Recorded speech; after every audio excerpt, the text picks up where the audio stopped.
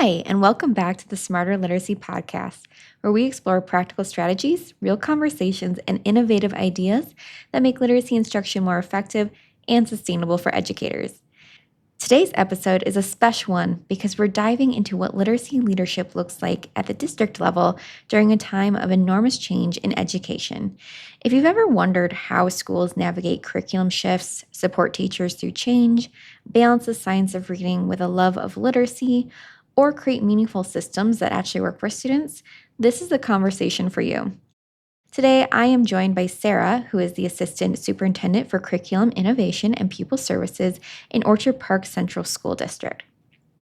Sarah shares an honest behind the scenes look at the leading district wide literacy initiatives, responding to community pressure during the national literacy conversation, building collaborative leadership teams, and supporting teachers through one of the biggest instructional shifts education has seen in years.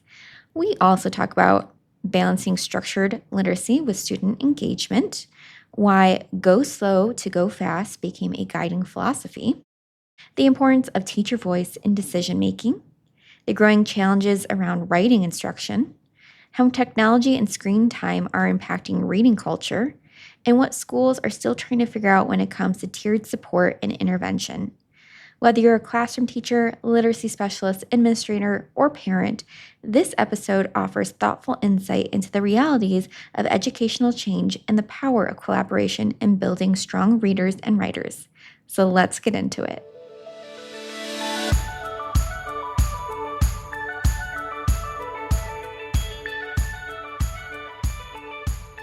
Hi, Sarah. Welcome to the Smarter Literacy Podcast. We are so excited to have you.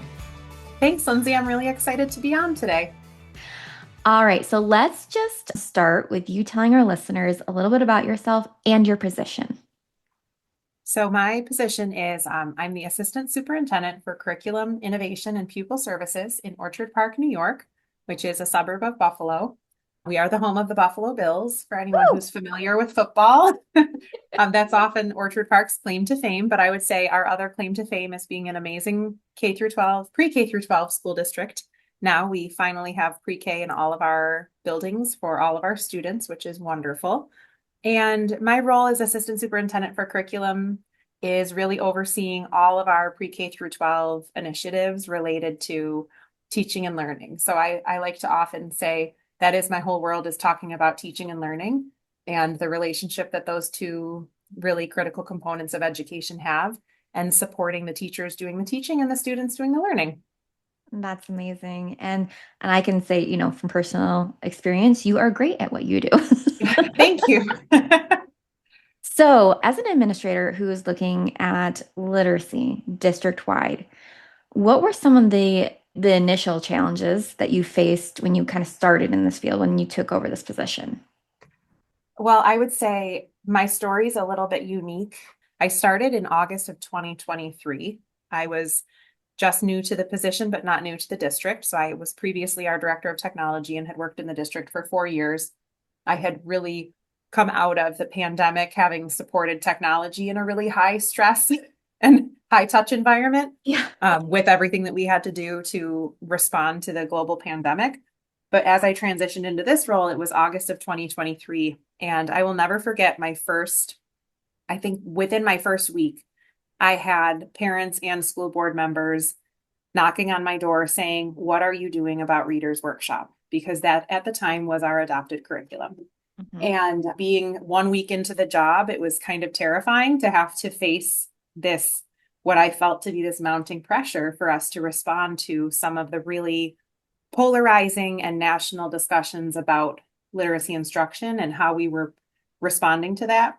Within my first 30 days, I remember getting notification that Teachers College had separated from Lucy Calkins. It was a huge New York Times article, and those are the things that when you're in an administrative position like mine, you have to be ready to respond when not just families and board members reach out, but there's always the potential that news channels are reaching out to say, "Hey, here's this really big story that's happening on the national education stage. We understand that you use this curriculum. What does that look like for you?" And so I had to be responsive in a way that, nobody wants to come in their first 30 days and change anything. Right. Leadership 101 is you want to be able to come in and listen, and you want to be able to come in and just get a lay of the land and not have to respond or change anything. But I didn't really have a choice Right. because we were faced with such public pressure. And so our whole story, and I'm sure it will come up throughout today's podcast, but our whole story was really about how we as a school community responded to that pressure in a way that was thoughtful and deliberate and also supportive of teachers and families. And we tried to go slow to go fast. That was really our motto throughout the transition that we made as a district and a community was don't go too fast because we have to be really thoughtful. We didn't want to make any mistakes along the way that would be hard to walk back. Right. Yeah. No, I mean, I can only imagine the pressure you were feeling at the time because as a teacher in the same school district, I remember one of the families I was working with had reached out to me privately and had sent me that whole, what was it, Soul to Story podcast that Yeah. it's like, what are your thoughts on this? Can you tell me? And I was like, whoa, this felt like it came out of left field, but it was really intense. They were kind to me and stuff, but I could really tell they were big in the school community and just wanting to make sure that we were kind of getting the readers workshop pushed out. So, and that was just, as a teacher. So as an admin, I can imagine that pressure that you were feeling. But also as a teacher, I can say that the response that you and the district had, I felt was so appropriate, right? You said like we're going to go slow to go fast. And Mhm. because anyone who's a teacher who knows that if you've ever had where you're all of a sudden you're working with one curriculum and then you completely throw that out and said, okay, next day here we're coming and doing that, you are thrown for such a loop that you're like, whoa, wait, what? And then you don't feel like you're giving the best instruction to your students. So working together with your admin, working together with your district, with your community, you really have to think about it. You really have to be cognizant of all the moving pieces and not just say, all right, well, this didn't work, so we're going to do this. And we had that conversation a lot, especially early on, because there was pressure to throw out all of the curriculum. There Mhm. was sort of this like, well, while you're figuring it out, in the meantime, you shouldn't be doing this other thing.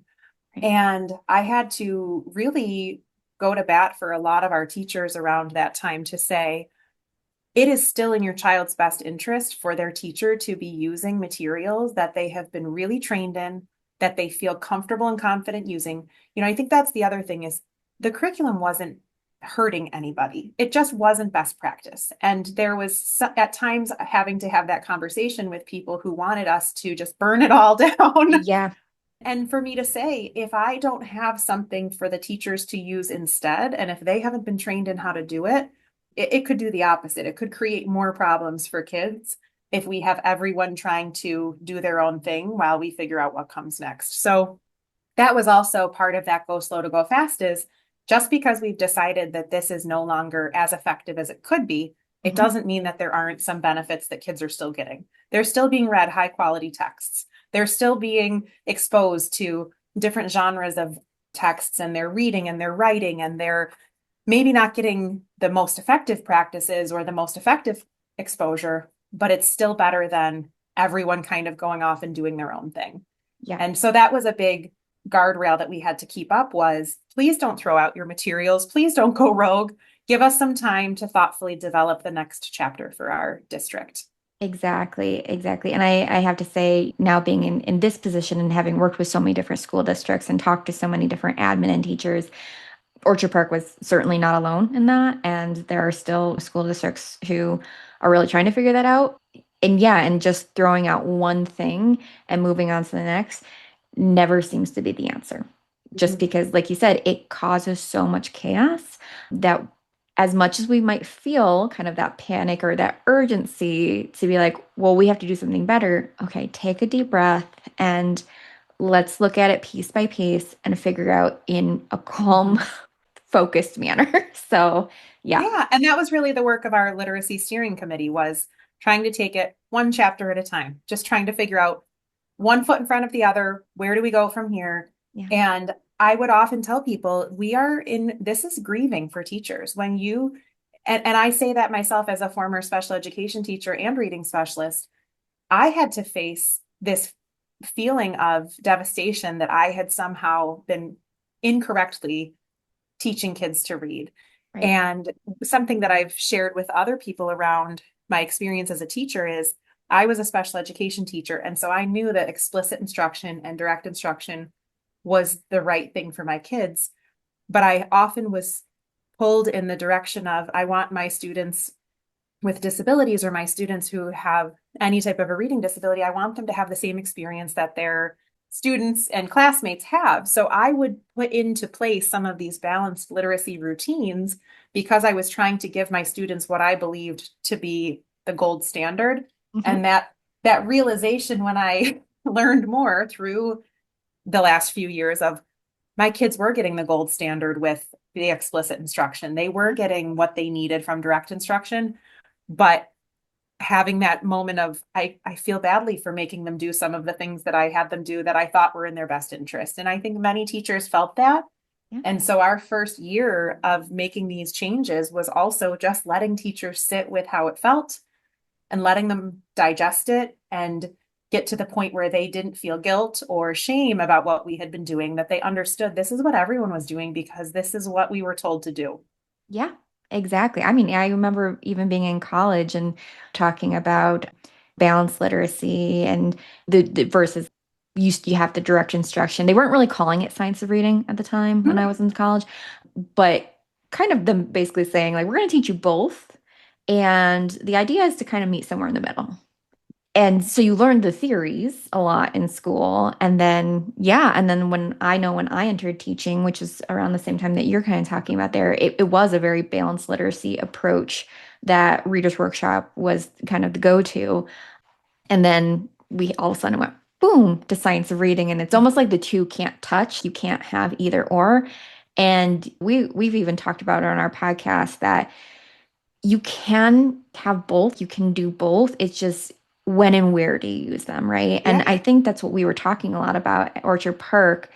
And so you had mentioned this literacy steering committee, and I know what you're talking about because I had the joy of being on that committee. But can you Yes. talk about what the literacy steering committee was, how it came to be, and what kind of why it came to be? So it became what I considered to be a shared decision making group of people, but it also was this focus group where I wanted to make sure that the people who were impacted the most by this change would have a seat at the table to talk about what comes next.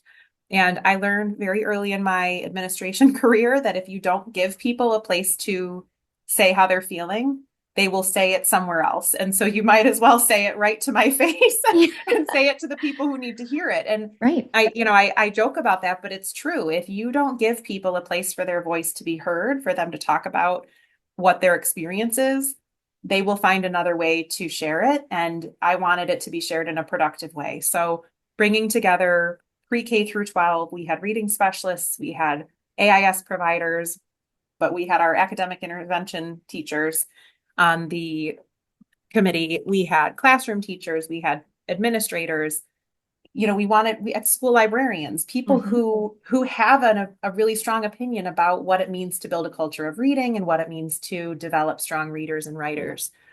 And the purpose of that committee was really for us year one to develop a vision.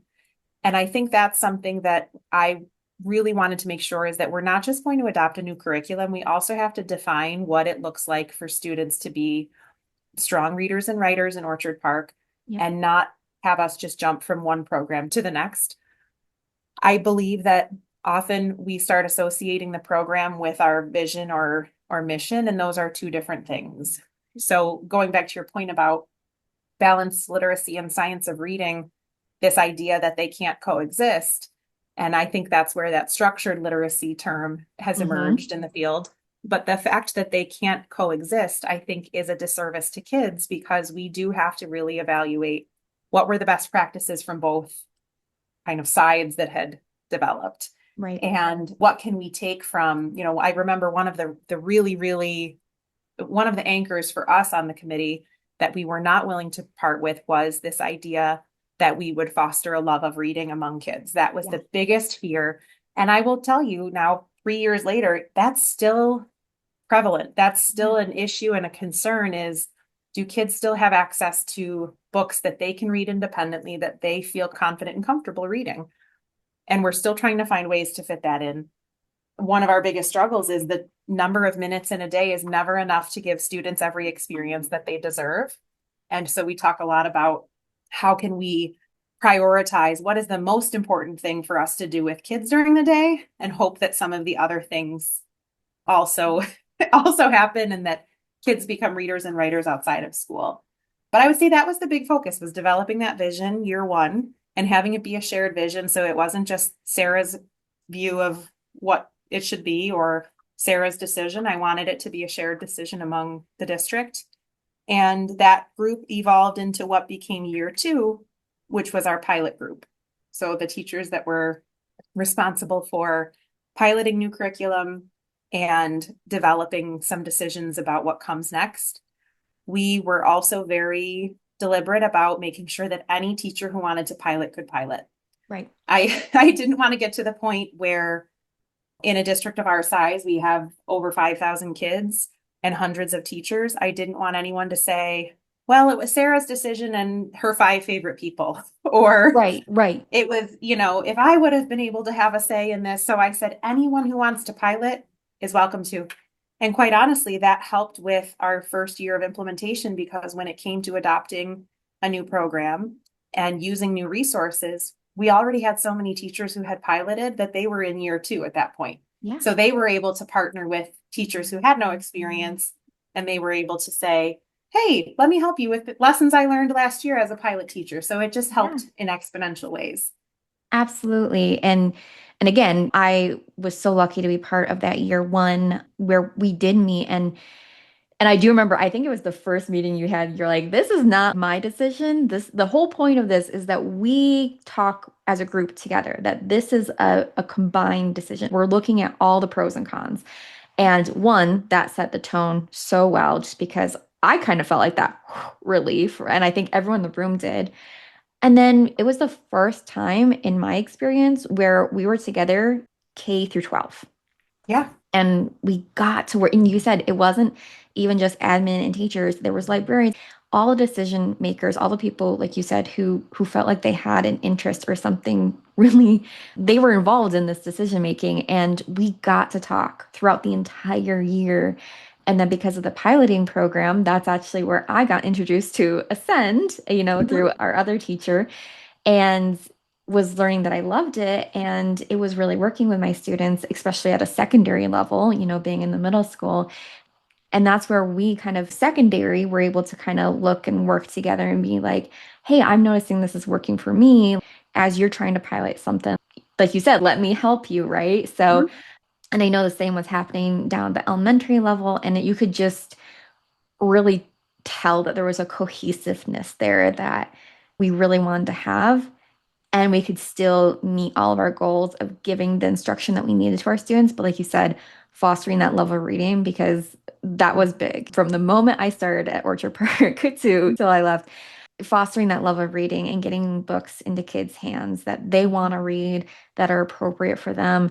It's so big. And that has always been something that I was so happy to be a part of, and that like the school that I worked at was so passionate about. So I'm so glad to hear, like Yeah. that's still the concern, that's still people being like, we want kids to read and we want them to Yes. enjoy reading. That's the goal. And we've talked a lot lately about the challenges with the distractions from screens and Hmm. technology, and how even for adults, I would consider myself a lifelong reader. Yeah. I I absolutely love to read. It's one of my hobbies and one of my great joys.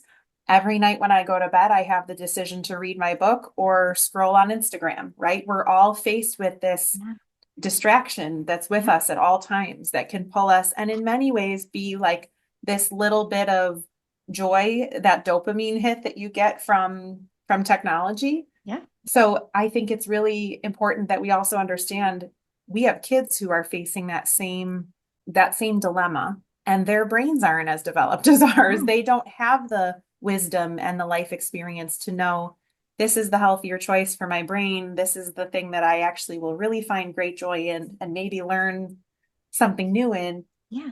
And so it's I talk a lot with teachers about that struggle of trying to foster a love of reading in a world where we have such a distraction now Yeah. from some of these, not just from reading, but anything that really sustains our attention for a long period of time.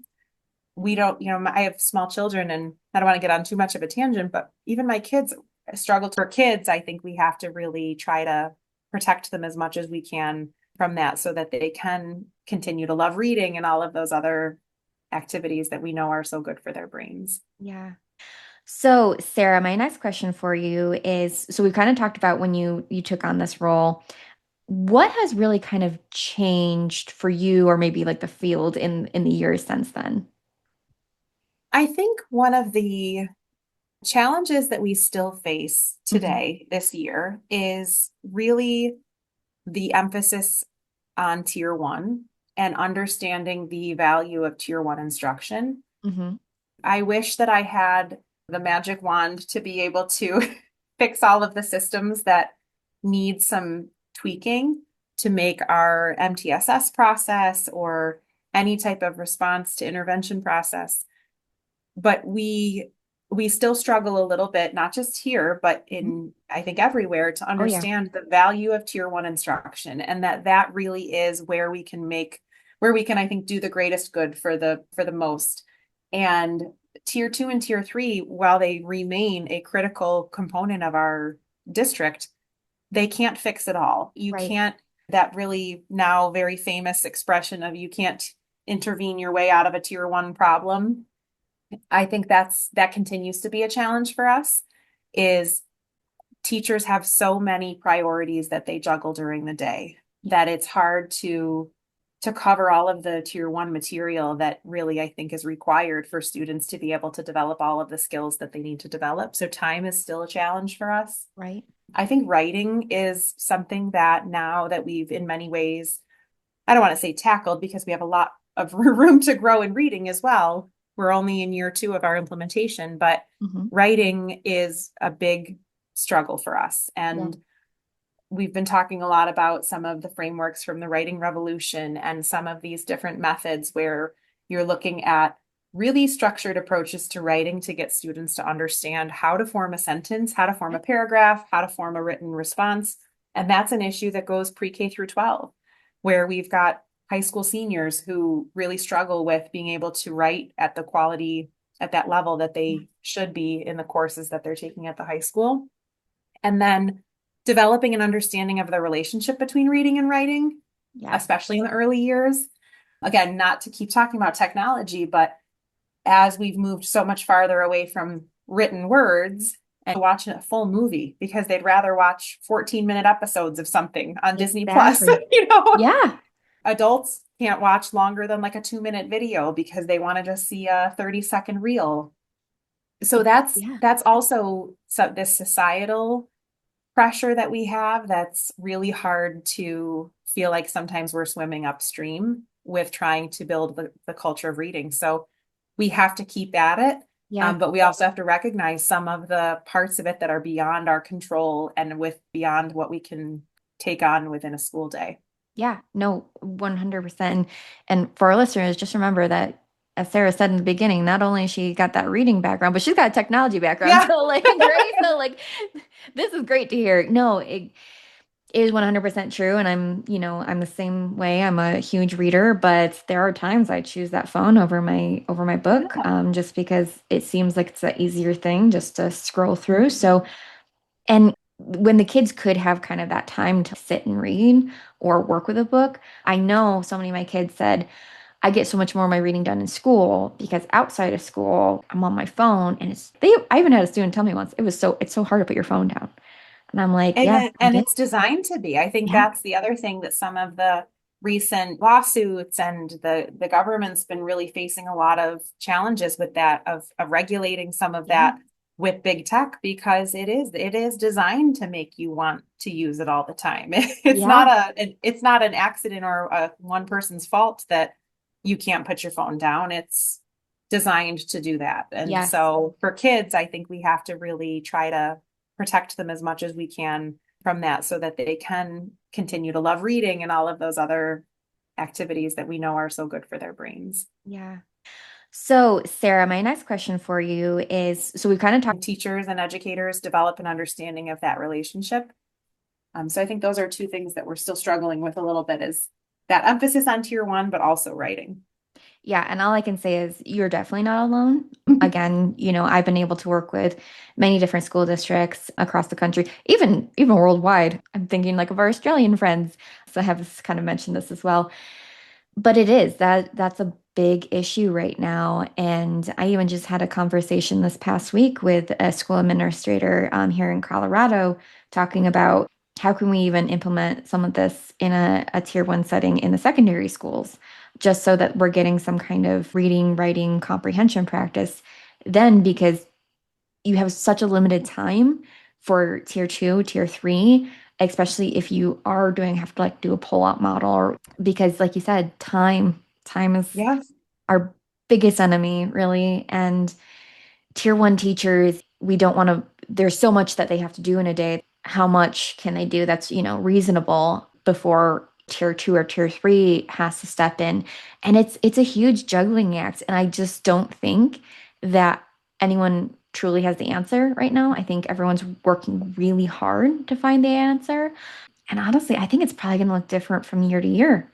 Just, And I yeah. think one of the challenges where leaders can help, and this is something that we've been focusing on, is the master schedule can be a huge barrier when you're talking about tier one instruction. For us, our master schedule is a challenge because of the size of our schools.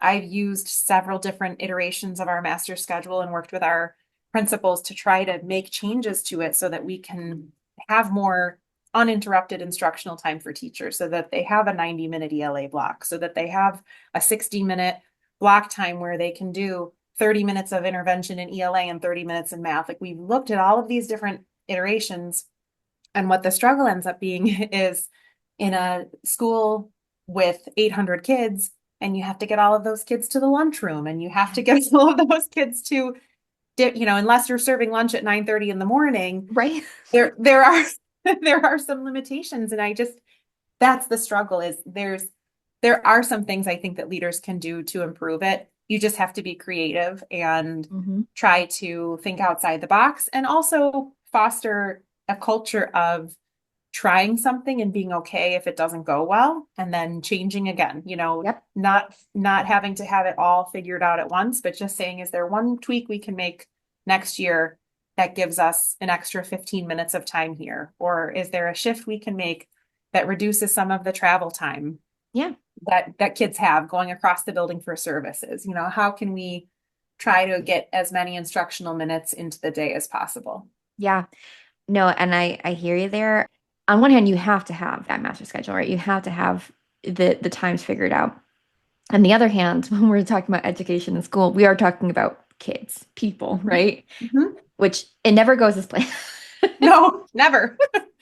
Never. So to have that flexibility and to have that kind of understanding of like, we're going to try this. It may not work, Mhm. but we're going to try it until we find out what does work, and having the patience to kind of get there is so big. And I think the thing that people often forget when we're thinking about, especially district wide. I mean, I even know when I was taking some graduate courses in curriculum design, one of the first articles that my professor assigned to us was focusing on like how do you design the right kind of curriculum, the best kind of curriculum.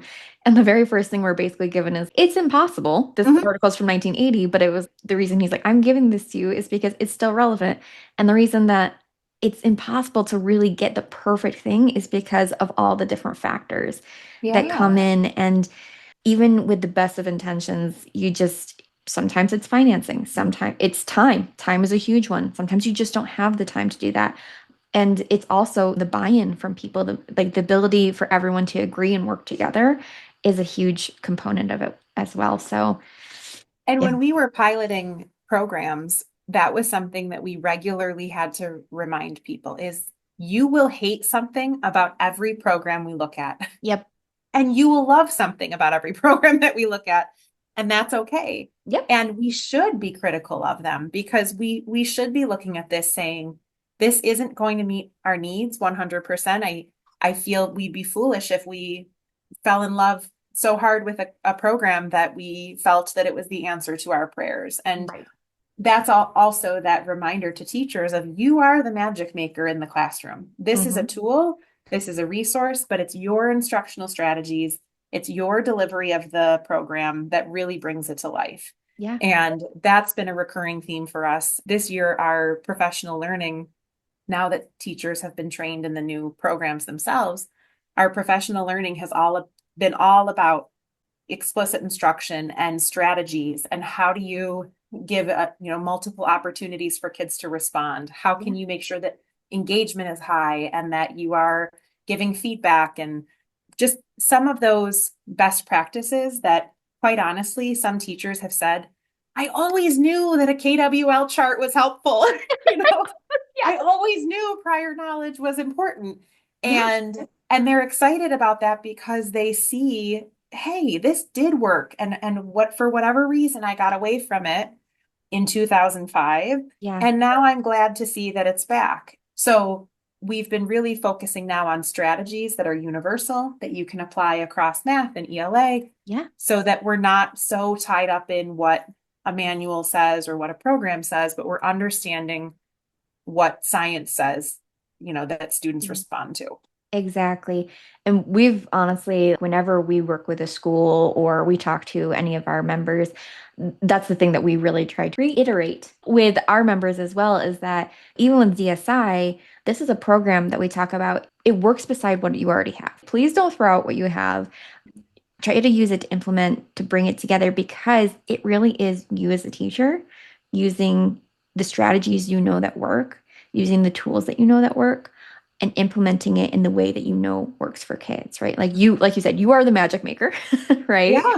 And so that is a big conversation that we have. And we always say this is a way, not the way to teach Yeah. something.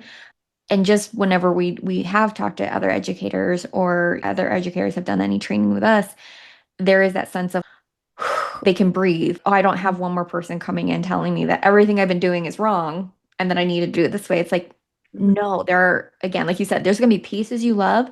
There's going to be pieces you don't love. The pieces you don't love or don't work for you, put them off to the side, Yeah. right? You don't need them. And that so much of that is understanding that every teacher has strengths. Yeah. Every teacher has a different way that their delivery lands for kids. And Yeah. getting people to understand that and feeling comfortable saying, this strategy just doesn't feel great to me, but Yeah. this one over here really seems to connect with my kids. And Yeah. letting them be critical of things and letting them form their own opinions about what's working and what's not, but continuing to show sort of this menu of here are practices that we know that there's evidence to support them. From this menu of practices that you've learned about, do the ones that work best for the students that you serve. Exactly. Exactly. And we talk about that a lot. We talk about needing the science and the creativity. And so the science is the menu, but then you pick and choose what works for you. And that's the creativity piece that teachers need in their classroom because we're not robots. We all Right. teach differently. We all have different strategies in our classroom. And you know what? The kids, they like it. They respond. They have one teacher one year and they have another teacher one year. As long as you're confident in your teaching and you know you're using what works, your kids will respond to you. They're not going to go from one teacher to the next and know it's going to be exactly the same, but they're still going to get that great instruction because they have a teacher who cares and they have a teacher who is informed and they have a teacher with experience. Mhm. So that's what it's going to come down to a lot and to be able to give teachers that room to be creative within the science of the breeding is where I really have found the beauty happens, Mhm. right? And stuff. So Agree. yeah. Oh my goodness. I love talking with you. So you've mentioned a little bit of the challenges that you guys are still kind of facing and you've talked a lot about like what's working currently, but is there anything that you really want to emphasize right now that you feel really good about that's happening in Orchard Park, that district-wide literacy that you would maybe even recommend or want to share with people? I will say sometimes I have these pinch me moments here where I have to remind myself, like, we're only in year two of a new program. And if I were to predict that we would have such little, I don't want to say such little pushback, but it's working really well. People are really content and it's not without challenge. Our teachers are they are spread really, really thin right now. And that is something that is true and no one can deny it. But they also desperately want what's best for kids and they are working so hard to make that happen. And I think that they feel like their voices have been heard over the last few years and that that truly was a shared decision for us to move in the direction that we moved in. And so I think when I think about like what's something that has worked really well, it's listening to teachers. It's recognizing that there are a lot of voices right now who are saying, you should do this and you can do that and you can buy this and you can be that. But the people who are closest to the problem are usually the ones with the solution. And so the teachers are the ones in the room working with kids and saying, this is an ongoing issue. Like I was talking about writing, our upcoming focus on writing is the result of teachers saying, this has to be where we look next. You know, it's not because I heard on a podcast or got a or something, you know, that said, oh, focus on writing next. No, that's what's come out of teachers being engaged with the work and being having their voices heard. We have tried a new model that also I think deserves a shout out when talking about and reflecting on our success in the last 2 years. So we have 4 elementary schools, and I have recently learned that it's a Buffalo thing to say elementary. I did too. So we we have had in our elementary, if I can say it the more appropriate way. I just became aware of this last night. I'm not gonna lie. I was like, Oh, really? I didn't know we were saying it wrong. We had a professional development presenter who came from, I think she's from Missouri, and she could not get over how we said elementary. She's like elementary. But so our elementary buildings, we have 4 schools in the district that are elementary schools. And that means that we have teams of teachers at every grade level that are not geographically connected. And so for year one, this year, we had a lead teacher in every grade level at every building. So for the 4 schools, we've got one lead teacher from each school from every grade level. Those 4 teachers at each grade level will meet with our instructional coaches before every unit that they are about to teach for the first time. And they get together, we give them a half day to work and collaborate and unpack the unit and look at the text complexity of the upcoming texts in the units.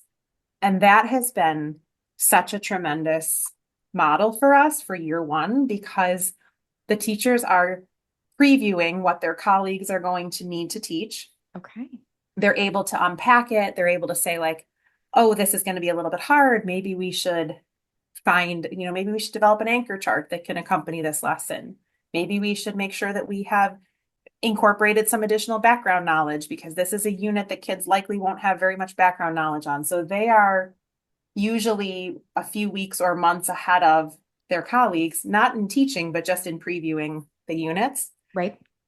And the really beautiful thing that has emerged from that is that now we have all of this vertical alignment. So we no longer have this school is on this unit and skipped over 7 lessons because they ran out of time. And this school over here has decided that they might not even do that unit because they feel like they need to do it in this order, or this school cut out this assessment or added this assessment. We're really trying to keep the organizational coherence alive and try to make sure that all students, regardless of what school you go to in our district, are having a similar educational experience. And so that lead teacher model, which was the brainchild of our instructional coaches, that has been such a tremendous success. That has really, so much so that teachers are saying, like, can we do this for math too? Can we have these vertical meetings throughout the year where I get to go talk to second grade teachers from other buildings and have a chance to make sure that we're all on the same page? I love that. That is amazing. Like again, the more that we can just talk with one another and we can work together, like you said, that vertical alignment is it's so important. And So, part of it is they get together and they reflect on the past unit. So they'll make notes of this was hard, this was not, this was a success, this was a challenge. Next year, let's do this differently. And then they also spend time actually working. So it's yeah. work time for them. So they collaborate, they do that kind of PLC like meeting where they're talking about the data that came out of that last unit and highs and lows of the skills. Yeah. And then they're spending time creating resources and supplemental materials, or they're previewing the texts and identifying things that their colleagues likely need to have on their radar before they teach it. I love that so much. Oh my gosh, that is great. So my next question for you is what's next? Maybe if you guys are probably you're probably thinking of next school year, right? Or like at least have it Mhm. in the back of your mind. So what do you guys think is next for you? Definitely our next focus area in terms of literacy is around tier two and tier three. There was a lot of pressure in this shift and transition to science of reading that we focus on tier two and tier three. Hmm. But I tried to slow that down a little bit and just let's get one whole tier in a good place Yeah. before we bring in other layers of support. So I think next year a big focus for us will be tier two and tier three instruction. What interventions are we using? What does it look like to qualify for services? How can we be creative with some of the barriers that we talked about earlier with time and structures and the schedule and all of those things that can sometimes slow down our ability to intervene and support a student in need. So looking at how our structured tier two and tier three support looks, and then also really trying to be more focused on the data that informs our instruction. So trying to empower teachers to be able to take progress monitoring data and recognize this data is telling me that this is the very specific skill that this child is struggling with. And how can I be responsive in my teaching to that? I think that our culture of assessment in the country is one of more focused on grades and performance of kids. And we often don't recognize the purpose and value of assessment is to know what we need to do next with kids, not to know what they should have done last. Yeah. And Yeah. so trying to build a culture of understanding how assessments can help us help kids better and more effectively. That's one of our goal areas is, understanding that assessments are our friend and that they are not to be used as an indictment of any kind of teaching or any kind of student's failure or lack of progress. It's really to say, oh, okay, we're still not making progress Yeah. on set and rhyme. We're gonna go back and we're gonna hammer on set and rhyme, and we're going to make sure that we can give students as many opportunities to master this skill before we move on to the next one. That is wonderful. Yeah, no, working even just like on a personal level, when I have last night I gave a final assessment for one of my students and looking at the scores, they were like in a 75%. And this is a student who's very an A, like I need to be an A student and being like, you know what? This does not indicate who you are as a person. But I want you to see where you were when we started Mm-hmm. and look at that growth, right? Yeah. You've made so much growth and you're going to continue to make growth because you're doing all the things that you need to. And so just having that conversation with our students, with our teachers, with our communities, like you Mm-hmm. said, data is our friend, assessments are our friend because they tell us what's working, what's not working. Do we need to try something different? Or, hey, actually, no, things are going great. So looking at it more from that point of view versus again, and it's more of a societal issue where you're right, we do put so much emphasis on a specific number or a specific grade to kind of say, oh, you're an A student versus a B student, right? It's not about that, it's about growth. And I think that comes down to community too, is it's really hard to tell parents when their child is not making progress. And so Yeah. we have sometimes this culture of nice where we are afraid to tell a student or their family that they didn't do well. So we do a lot of things to try to boost their grade to a point that is palatable to the family. Yeah. And what we're doing is a disservice to the child or the family by not saying it can be both and. You can be Yeah. really strong in some areas and still need support in others. So I think that's not really a specific issue for us as much as it is, I think, a national issue around grades. I go to a lot of different educational conferences and I belong to a lot of networks of educators. And the ideas behind standards-based grading and some of these other ways that we can look at how a student is showing progress, I think are really important to start looking into and trying to develop a more effective way to communicate progress with families. Absolutely. And I know that can be the hardest part, like you said. And it does have to be that conversation that we change as a society. So, I mean, my last question for you was like, what was one piece of advice you would give others right now? Honestly, think you've given us so much great advice. I Well, particularly I love don't the know last that. one. Thank you. I don't know that I have it all figured out, but I have to say I'm really proud of the community that I work in, and I'm really proud of the teachers that I work with because they truly are the ones who deserve all of the success that we've had over the last several years because they're the ones every single day showing up and doing everything that they can for kids. So I am privileged to work among them and excited about the next thing that we tackle together. Absolutely. And I just have to second that. As I mentioned to you, Sarah, before we started recording, I love Orchard Park. It was, my home for a long time and it was hard to leave. I was just ready for kind of that next step in my Mhm. career and everything. But as someone who was a teacher at Orchard Park, thank you for all of the honestly just the time, the space for us to learn, to talk, to work, because this is a community that cares very much about their kids, who cares about their community at large, working with parents, working with teachers. So thank you for that. And I can't wait to hear how OP continues to do. Thank you, Lindsay. It was so nice talking to you. Thank you.